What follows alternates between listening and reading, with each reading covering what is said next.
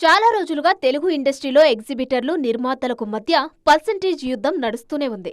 తమకు పర్సెంటేజ్ సిస్టంలో సినిమాలు విడుదల చేయాలని ఎగ్జిబిటర్లు పట్టుపడుతుంటే, అలా చేస్తే తమకు నష్టం వస్తోందంటున్నారు నిర్మాతలు.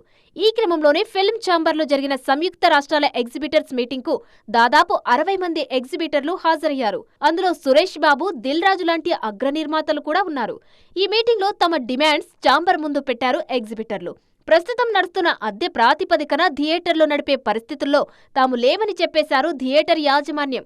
అలా చేస్తే నష్టాలు వస్తున్నాయని, థియేటర్స్ నడపలేని స్టేజిలోకి వెళ్లిపోయామని తమ కష్టాలు చెప్పుకున్నారు. ఓ సినిమాకు 30 కోట్ల గ్రాస్ వస్తే ఎగ్జిబిటర్ షేర్లో తొలి వారం 25%, రెండో వారం 45%, మూడో వారం 60%, మిగిలిన వారాలు 70% డిమాండ్ చేస్తున్నారు. అలాగే 10 కోట్ల నుంచి 30 కోట్ల గ్రాసర్స్కు ఒకటవ వారం 40%, రెండవ వారం 50%, మూడవ వారం 60%, మిగిలిన వారాలు 70% డిమాండ్ చేస్తున్నారు. ఇక 10 కోట్ల లోపు గ్రాసర్స్కు ఒకటవ వారం 50%, రెండవ వారం 60%, మిగిలిన వారాలు 70% అడుగుతున్నారు. గత 10 ఏళ్లలో 2 తెలుగు రాష్ట్రాల్లో 2000 సింగిల్ స్క్రీన్ థియేటర్లు మూతపడ్డాయి.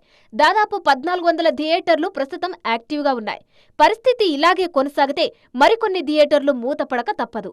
అందుకే నిర్మాతలు సహకరించి పర్సెంటేజ్ విధానానికి అంగీకరించాలని కోరుతున్నారు ఎగ్జిబిటర్లు. మరి దీనిపై నిర్మాతల రియాక్షన్ ఎలా ఉండబోతుందో చూడాలి.